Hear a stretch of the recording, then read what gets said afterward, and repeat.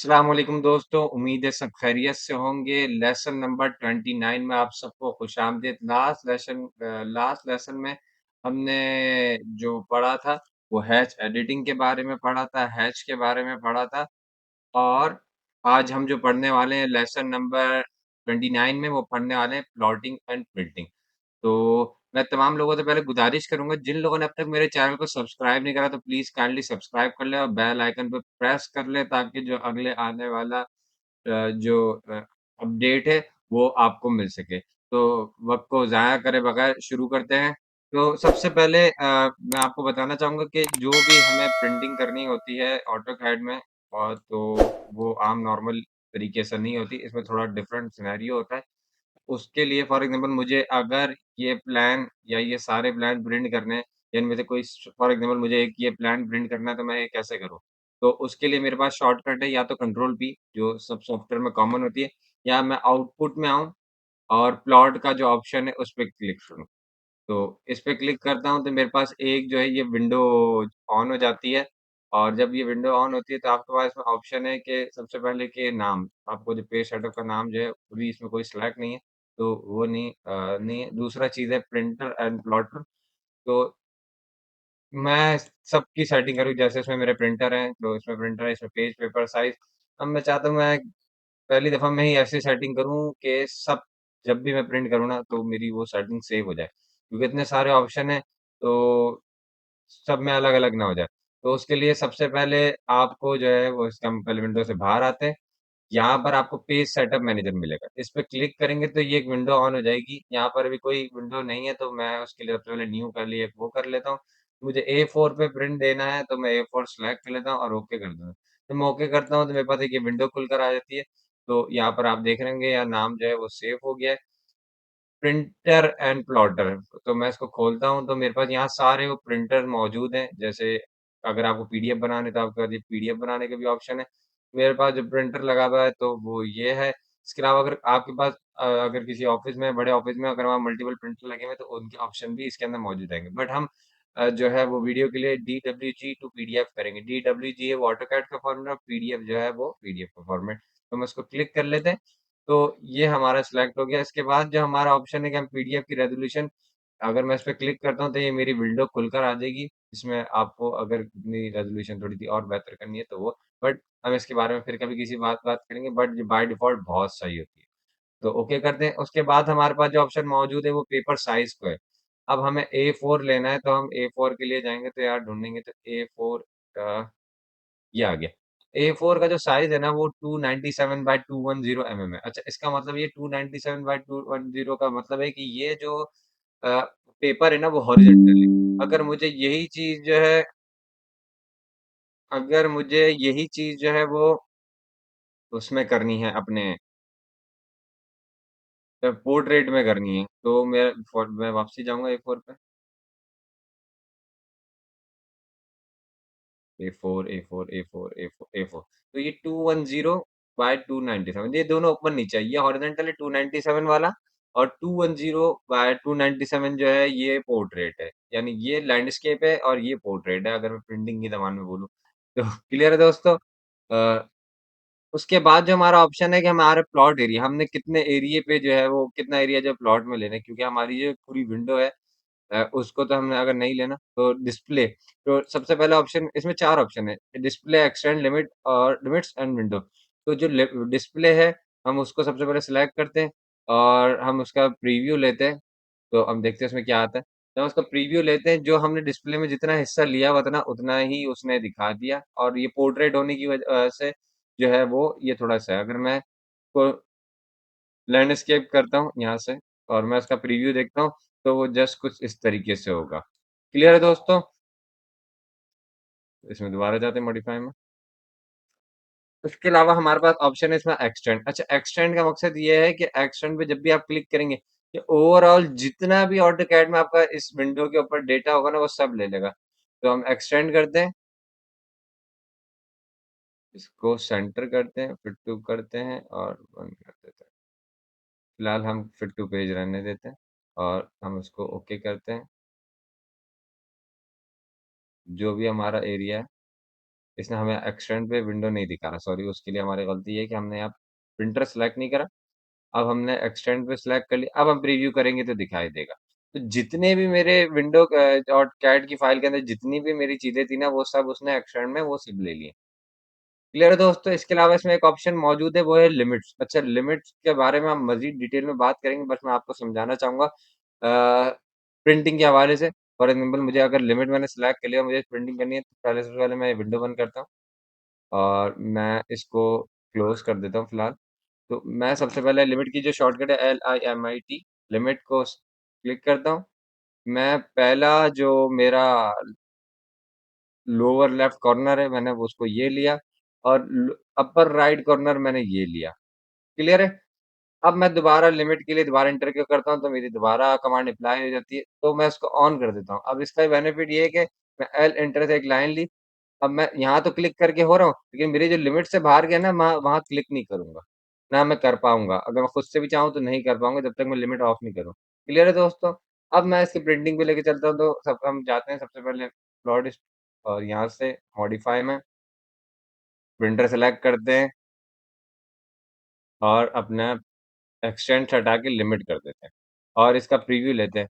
अब देखेंगे जितनी हमने लिमिट सेट करी थी ना, वो हमारे पेपर में पूरी की पूरी आ गई है। क्लियर है दोस्तों? इसके अलावा हमारे पास जो ऑप्शन मौजूद है वो विंडोज़ को लेके विंडो का मतलब है कि आपको कितना हिस्से का जो है प्रिंट करना है और कितना नहीं। फॉर एग्ज़ाम्पल मैं विंडो सेलेक्ट करता हूँ, अब मेरे पास ना ऑप्शन दे दिया स्पेसिफाई फर्स्ट कॉर्नर मैं बोलता हूँ कि मुझे जो है ना ये एक मल्टीपर्पज़ जो मेरा रूम है सिर्फ़ उसको लेना है। तो मैंने सिलेक्शन लिया, अब ये देख रहे हैं सिलेक्शन खुद से बनती हुई आ रही है। तो मैंने इसको यहाँ क्लिक करा और मैंने इसका प्रीव्यू लिया। अब सिर्फ़ वही लेगा जो मैंने उसको विंडो बना के दी है जिस हिस्से में, तो सिर्फ़ और सिर्फ़ जो है वो यही स्पेसिफ़िक जगह लेगा, इसके अलावा वो नहीं लेगा। क्लियर है दोस्तों? इसके अलावा हमारे पास ऑप्शन मौजूद है, अगर मैं इसको सेंटर से हटा देता हूँ, तो ये ऑफ सेंटर हो जाएगा। फिट टू पेज से हटाता हूँ, तो ये मेरा अभी जितने भी मेरे पेपर के ऊपर फिट आ रहा था, तो इसकी वजह से आ रहा था। अगर मैं इसे चेक हटा दूँ और इसको इतना कर दूँ, 1:1 कर दूँ और इसको प्रीव्यू कर लूँ, तो ये आएगा ही नहीं। क्लियर है? तो मैं फिट टू पेज इसलिए करा कि मेरे पेज के अंदर जो है ना फिट होके बैठ जाए पूरा का पूरा। क्लियर है? इसके अलावा मेरे पास ऑप्शन हम सबसे पहले वापसी जाते हैं। हमने लिमिट्स खत्म कर दी थी। हम एस्केप करते हैं पहले, लिमिट को चेक करते हैं कि लिमिट जो है वो ऑफ है नहीं ऑफ। हम इसको सेफ साइड ऑफ कर लेते हैं, कंट्रोल पी करते हैं, कंट्रोल पी नहीं करते हम प्लॉट सेटअप मैनेजर में जाते हैं, A4 जो हमने बनाया था उसकी मॉडिफाई में जाते हैं, यहाँ से DWG PDF करते हैं और एक्सटेंड पे बरकरार रहते हैं या हम विंडो ले लेते हैं और हम अपना एक पूरा प्लान सेलेक्ट कर लेते हैं और इसको कर लेते हैं। क्लियर है दोस्तों? अब प्रीव्यू करते हैं, तो जितना हमने विंडो में लिया था, ये पूरी की पूरी जो है हमारा एक फ्लोर आ गया है। अब अगर मैं फिट टू पेज करता हूँ, तो मेरे पेपर में फुल आ जाता है।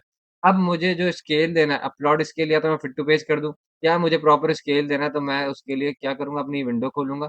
अब यहाँ जो है वो सारा मिलीमीटर में आ रहा है। मेरी ड्राइंग जो बनी हुई है, इंचेज़ में बनी है। अगर मैं इसको मिलीमीटर में किसी 1:5 के स्केल पे लेता हूँ, मैं प्रीव्यू लेता हूँ, तो ये कुछ इस तरीके से आएगा कि मेरी ड्राइंग से ही बाहर होगा। अगर आप रेड लाइन देख रहे हैं तो इसका मतलब ये है कि वो आपके पेपर से बिल्कुल बाहर है।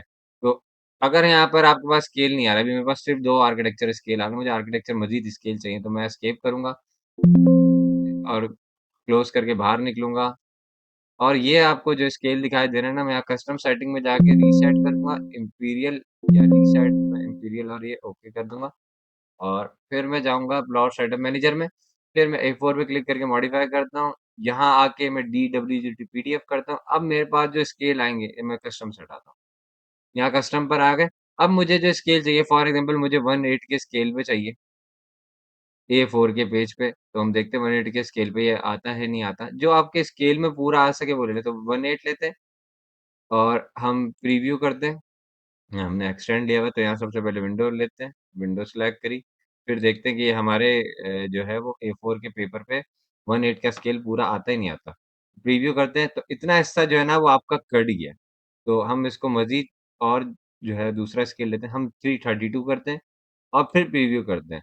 तो 332 में हमारा थोड़ा-सा कट रहा है बट A4 में जो है वो आपका पूरा आ गया। लेकिन अगर यही चीज़ मैंने A4 के बजाय A3 में करी होती, मैंने A3 कर लिया सिलेक्ट, अब मैं इसको देता हूँ कि मुझे 1/8 में चाहिए और नहीं इंचेज़ में चाहिए। सबसे पहले इसको 1/8 करता हूँ, तो फिर मैं प्रीव्यू लेता हूँ। अब जो है वो A3 के अंदर 1/8 का स्केल में मेरा पूरा का पूरा प्लान जो है ना वो आ गया। तो जो भी आपको स्केल चाहिए वो यहाँ से ले सकते हैं अपने पेज के मुताबिक। स इसमें दू एक और ऑप्शन जो है वो ये है कि आप जब भी प्रिंट करते हैं फॉर एग्ज़ाम्पल मैं अभी आपको प्रीव्यू दिखा रहा हूँ तो ये आपको कलर लाइन जो आपकी दिखाई दे रही है वो, बट अगर आपने किसी के पास प्रिंट या पीडीएफ देखे होंगे तो वो ब्लैक एंड व्हाइट में होते हैं, प्रॉपर लाइन में होते हैं, जो लाइन विड्थ होती है उसमें। उसके लिए जो होता है वो प्लॉट स्टाइल टेबल यानी पेन असाइनमेंट जो है वो यहाँ से होती है। फॉर एग्ज़ाम्पल मुझे ये ब्लैक एंड व्हाइट में चाहिए, तो मैं इसको ग्रे स्केल ले लेता हूँ, ग्रे स्केल करता हूँ, लिखा हुआ है assign this plot style table to all layout. मैं बोलता हूँ हाँ ठीक है, मुझे सब में चाहिए। तो प्रीव्यू करते हैं उसको, अब आप देखेंगे तो ये सारा का सारा जो है वो ग्रे में हो जाएगा। अगर मैं इसको बोलूँ कि मुझे ग्रे में नहीं, मुझे जो है वो थोड़ा-सा वैसे जो मोनोक्रोम कर देता हूँ, मेरे पास एक ऑप्शन ये भी है।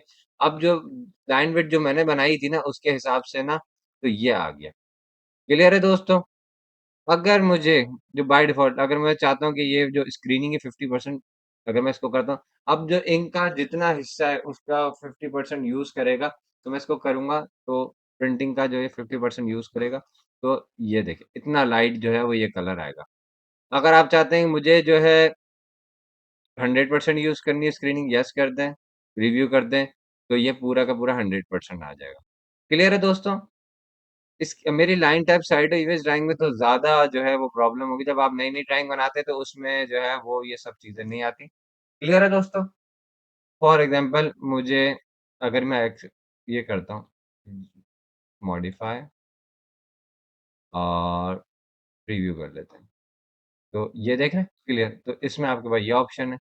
फॉर एग्ज़ाम्पल हम इसको कर लेते हैं नोन।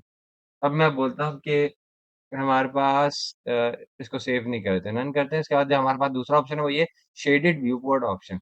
अच्छा ये जो आपको दिखाई दे रहा है ना डिस्प्ले लेजेंसी लेजेसी जो है वो वायरफ्रेम, ये उस टाइम पे यूज़ होता है जब आप ऑटोकैड में 3D जो है वो कुछ बना रहे हो, उसमें आपको शेड चाहिए, हिडन चाहिए, रियलिस्टिक चाहिए, जो भी आपको ऑप्शन चाहिए प्रिंटिंग फॉर्म में, जो आप देखना चाहते हो तो वो आप यहाँ से सिलेक्ट करते हो।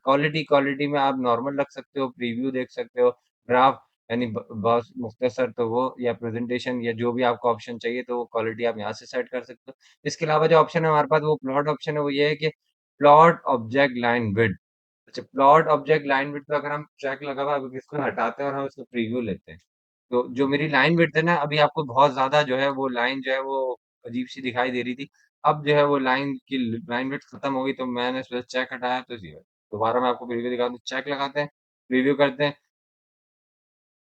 अभी जो देखें कितने जो लाइन विड्थ जो है वो पहले पैर असाइनमेंट के हिसाब से सेट करी हुई थी, तो ये ज़्यादा मोटी दिखा रहा है। अगर मैं इसमें चेक हटा दूँ, तो जो सिंपल बाय डिफ़ॉल्ट कैट की जो लाइन्स होती हैं, उसके मुताबिक ये सब दिख रहा है। क्लियर है दोस्तों?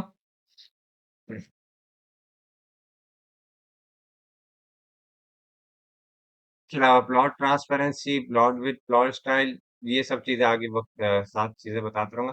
फॉर एग्ज़ाम्पल अगर आपको पेपर लैंडस्केप चाहिए, जिसकी हमारी शुरू में बात हो रही थी, तो मुझे अगर अपने प्लान को लैंडस्केप में देखना है तो मैं अगर प्रीव्यू करता हूँ, तो कुछ मेरा पेपर लैंडस्केप में हो जाएगा। बट जो मेरा प्लान था वो पोर्ट्रेट में था, तो वो इसके अंदर फिट नहीं बैठ रहा। अगर फिट आपको इसी पेज के अंदर दिखाना है तो फिट टू पेज करेंगे, प्रीव्यू करेंगे और आपका इसके अंदर भी पूरा का पूरा आ जाएगा। क्लियर है दोस्तों? उम्मीद है जो है वो आपको किसी किस्म की कोई कन्फ्यूज़न नहीं हुई होगी। अगर फिर भी कोई कन्फ्यूज़न है तो आप मुझसे पूछ सकते हैं। मिलते हैं अगली वीडियो में। अल्लाह हाफ़िज़।